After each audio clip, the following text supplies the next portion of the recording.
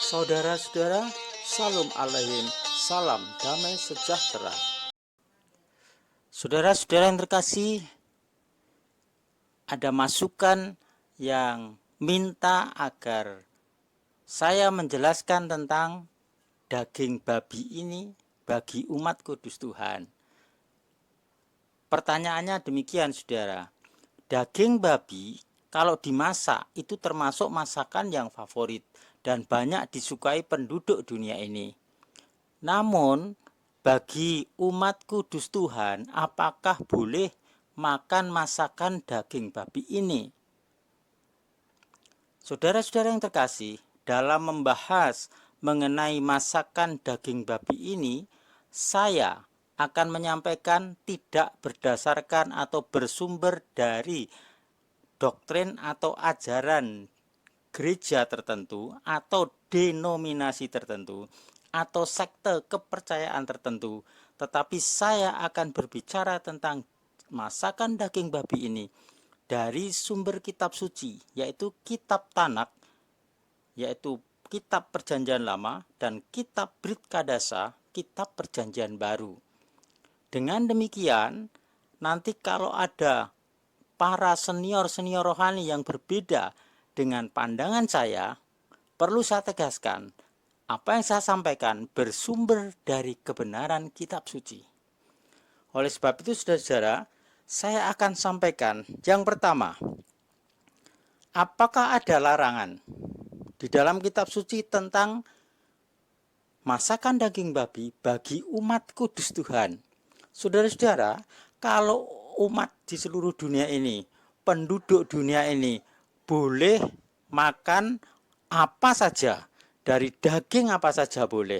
Tetapi saudara-saudara, untuk umat kudus Tuhan, karena umat yang sudah dipilih dan dipanggil menjadi umat milik dan kesayangannya, maka diatur oleh Elohim sang pencipta langit dan bumi ini tentang apa yang boleh dan tidak boleh dimakan.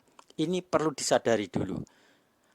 Untuk itu saudara, saya akan tunjukkan apa yang dimaui Elohim Yahweh, Tuhan sang pencipta langit dan bumi, terhadap umat yang dipilih dan dikuduskan menjadi miliknya. Yang pertama adalah dari kitab Torah, yaitu kitab Wayikra atau Imamat 11 ayat 7. Demikian juga babi, sebab walau ia berkuku belah, bahkan kukunya membentuk celah, tetapi hewan itu tidak memamah biah, itu najis bagimu. Kemudian ayat 8, saudara, dari daging hewan-hewan itu kamu tidak boleh memakannya, dan terhadap bangkainya kamu tidak boleh menyentuhnya, mereka itu najis bagimu. Kemudian dari kitab para nabi, di dalam kitab Yesaya 66 ayat 17, mereka yang menguduskan dan menahirkan dirinya sendiri di taman-taman, mengikuti seseorang yang ada di tengah-tengahnya, orang-orang yang melahap daging babi dan kejijikan dan tikus, mereka akan dilenyapkan bersama firman Yahweh. Itulah saudara-saudara, jadi dalam kitab Taurat atau Torah ada larangan, di dalam kitab para nabi ada juga larangan.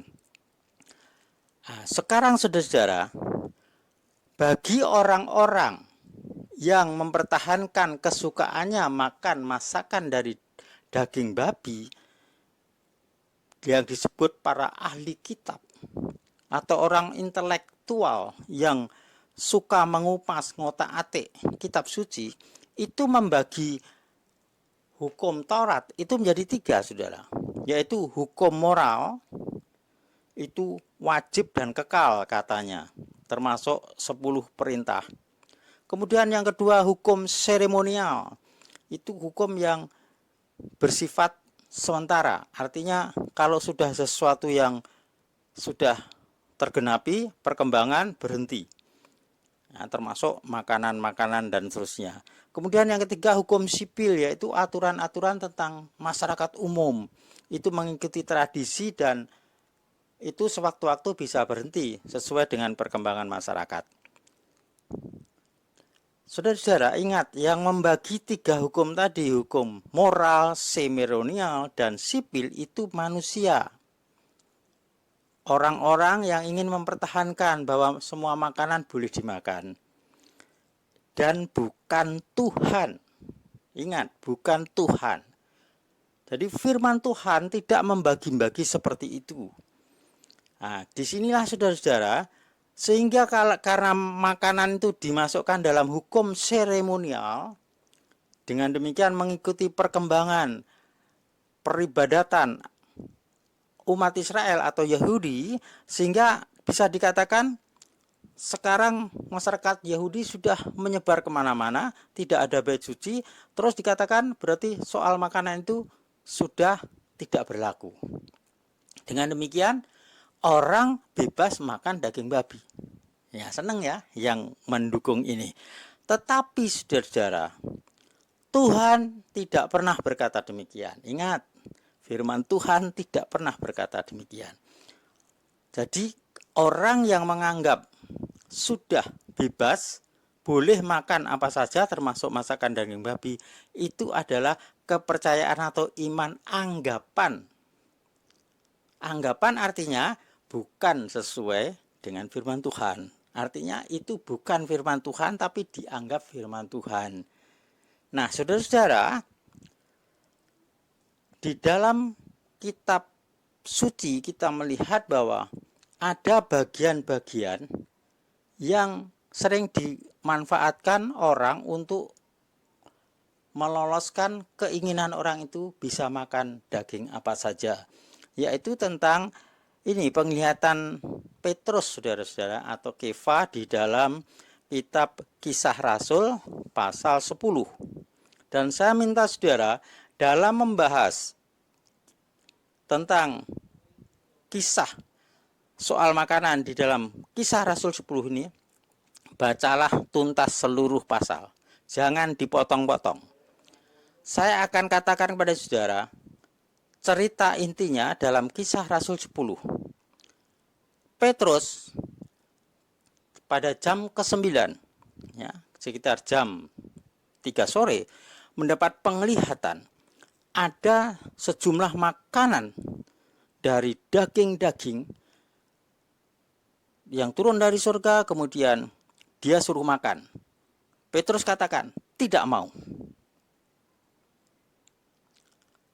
Mengapa Petrus tidak mau makan, padahal itu yang memerintahkan Tuhan, supaya makan makanan yang dari hewan-hewan yang ada dalam penglihatan itu.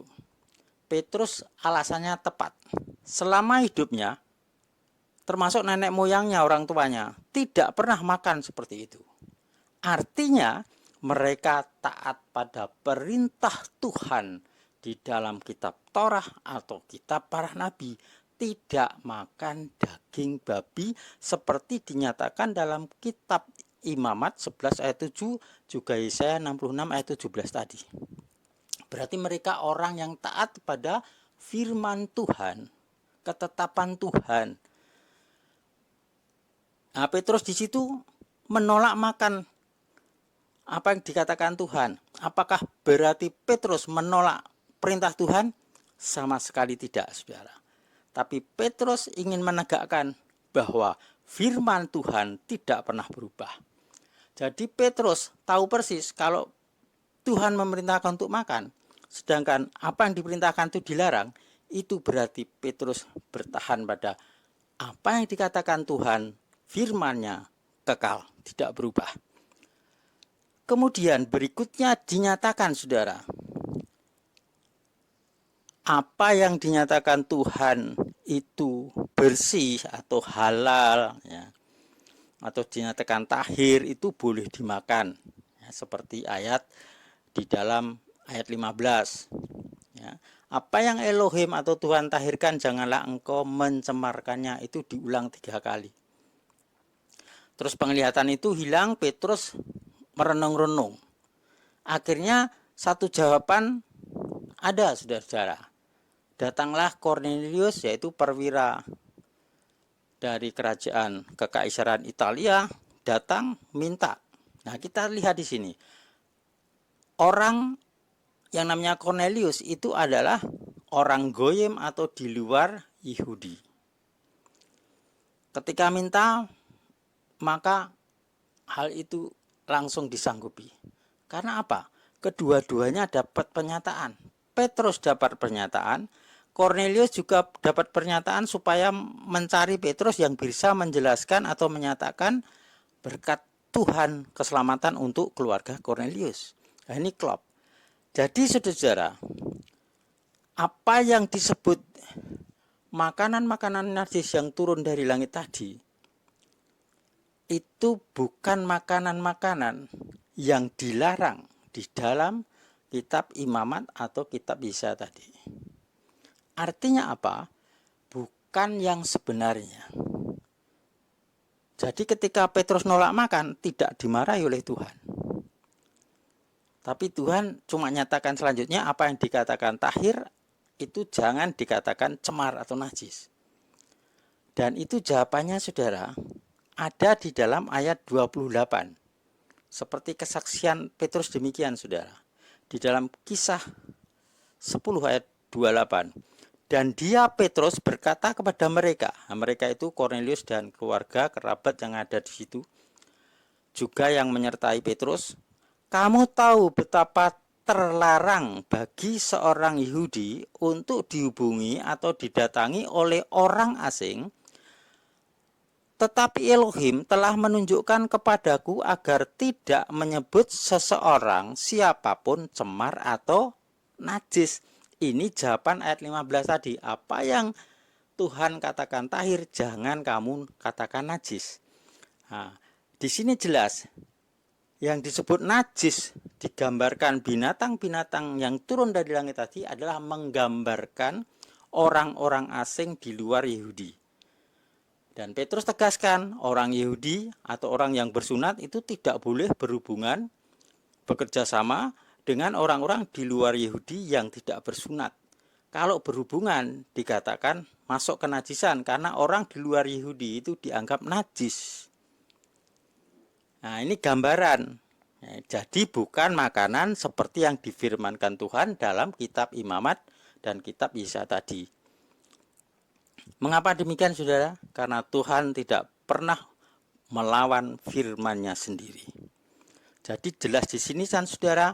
Kemudian itu diteguhkan lagi ayat berikutnya ketika keluarga Cornelius sudah berkumpul, Petrus dan pengikutnya datang di situ berkhotbah, turun Roh Kudus, yang ada di situ dikaruniakannya roh, berbahasa roh, memuliakan Elohim atau Tuhan.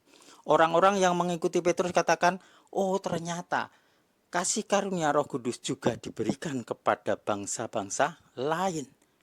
Jadi orang Yahudi itu menganggap hanya orang Yahudi saja yang dikasih Roh Kudus. Ternyata tidak, orang asing.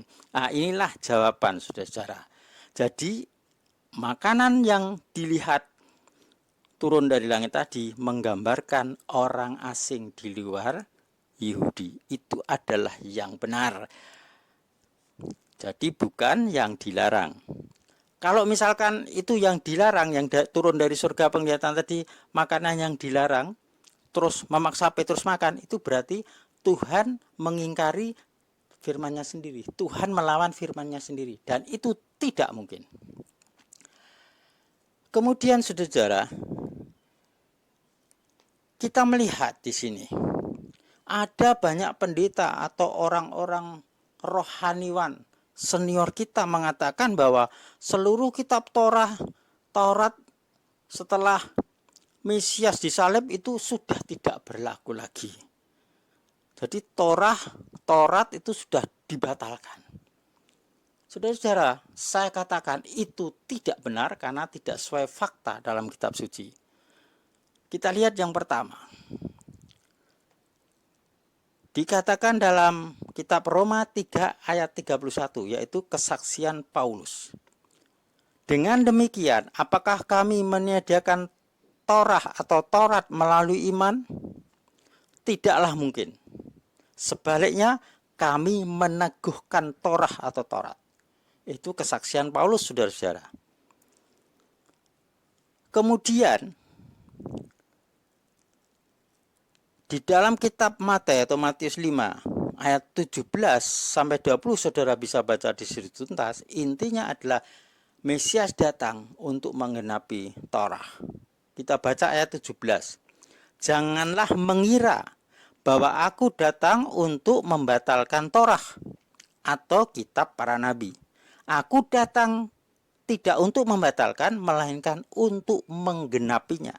Saudara-saudara yang terkasih, perhatikan kata mula-mula yang diucapkan Tuhan. Jangan mengira. Ternyata digenapi itu saudara, kata jangan mengira dari Tuhan itu. Digenapi oleh siapa? Oleh tokoh-tokoh rohaniwan senior kita. Yang mengira kitab Taurat sudah dibatalkan, sudah tidak berlaku lagi. Mengira saudara, jangan mengira. Jadi ketika Tuhan bilang jangan mengira, itu ternyata nubuatan dan digenapi oleh orang-orang sekarang ini yang ingin mempertahankan makan apa saja boleh, apalagi sudah kaya, makan apa saja boleh. Terus mencari ayat-ayat dikupas seperti tadi sudah saya katakan, membolehkan makan daging babi. Saya tegaskan, jangan mengira bahwa aku datang untuk membatalkan Taurat atau kitab para nabi. Nah, di dalam Taurat tadi ada Imamat 11 ayat 7 dilarang makan masakan daging babi. Di dalam kitab para nabi Yesaya 66 ayat 17 juga dilarang makan masakan daging babi.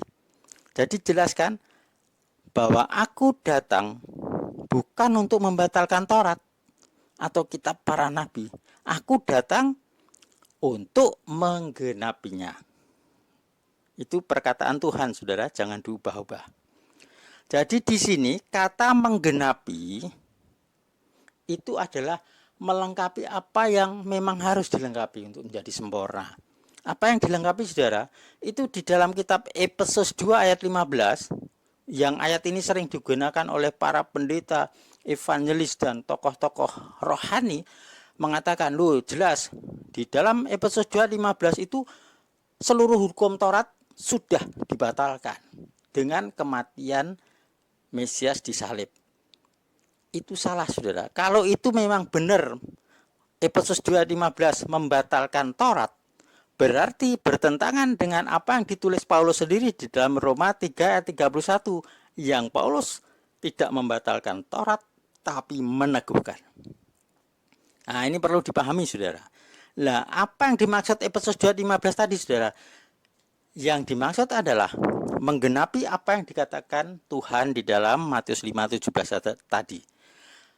Setelah kematian Mesias disalib, maka seluruh ketentuan, seluruh aturan ya, di dalam keseluruhan Taurat yang berkaitan dengan apa yang harus digenapi Mesias itu sudah tidak berlaku. Apa itu saudara?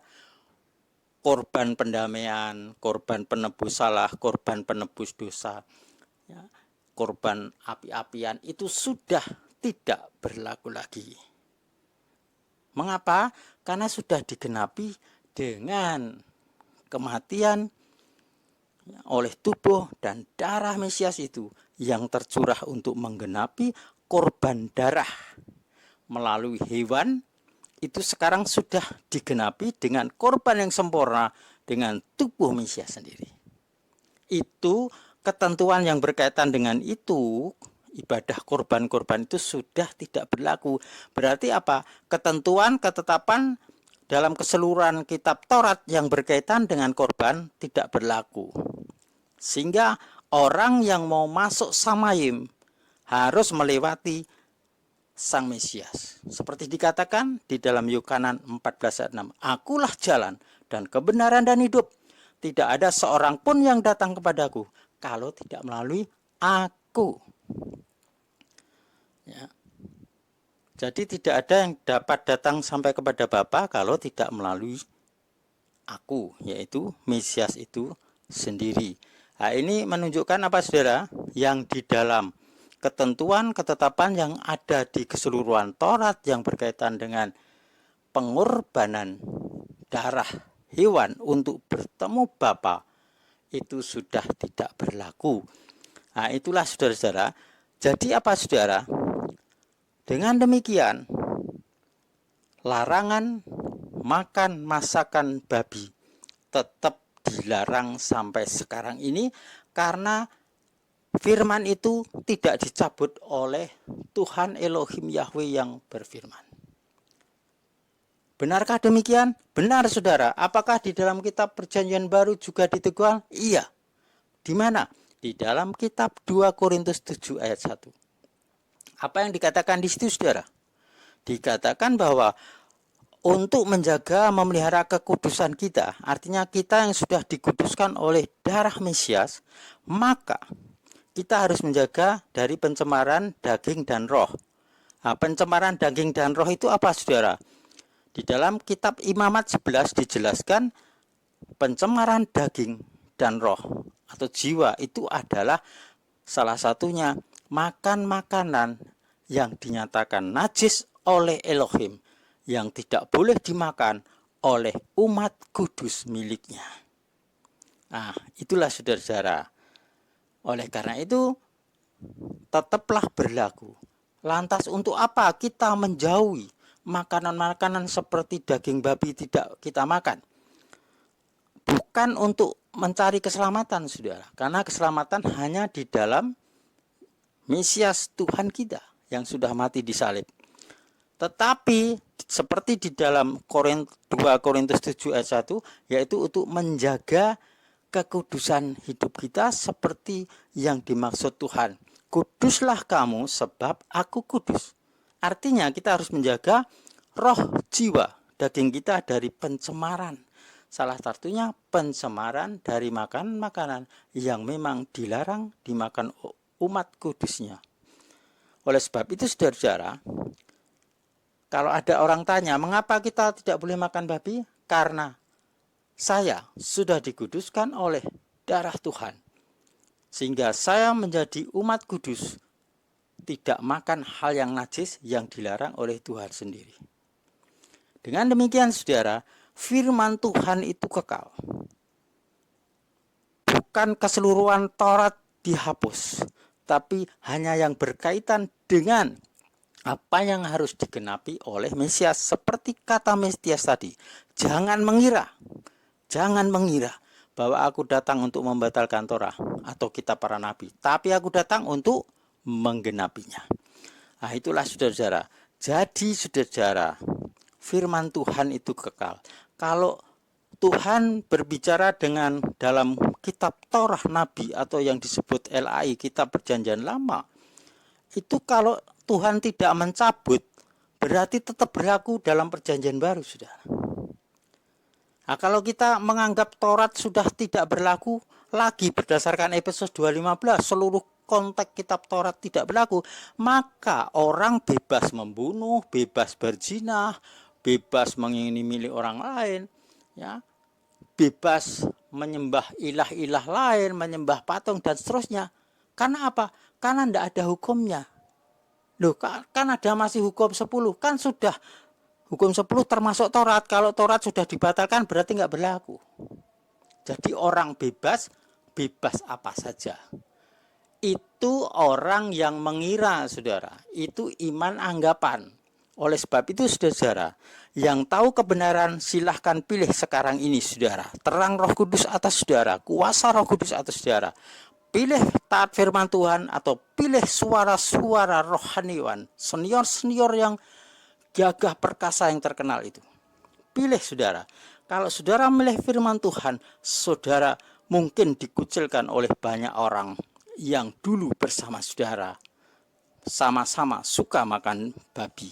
Tetapi kalau saudara sekarang menghentikan makan masakan babi karena untuk menjaga kekudusan hidup, maka saudara dimuliakan Tuhan, dibela Tuhan. Mungkin itu sementara saudara dikucilkan, direndahkan, tapi saat-saat berikutnya saudara akan dimuliakan dan menjadi berkat bagi seluruh bangsa.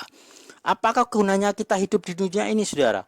Kalau bukan untuk memuliakan nama Tuhan, selama kita belum mati di dunia ini, mari kita gunakan hidup kita, persembahkan untuk Tuhan. Artinya kita mengikuti firman Tuhan. Sebab bukan rohaniwan senior yang terkenal yang mesti benar, tetapi kitab suci, firman Tuhan itu yang benar. Karena itu, saudara yang terkasih, terima kasih sudah subscribe pada channel ini. Tuhan Elohim semesta alam memberkati. Amin.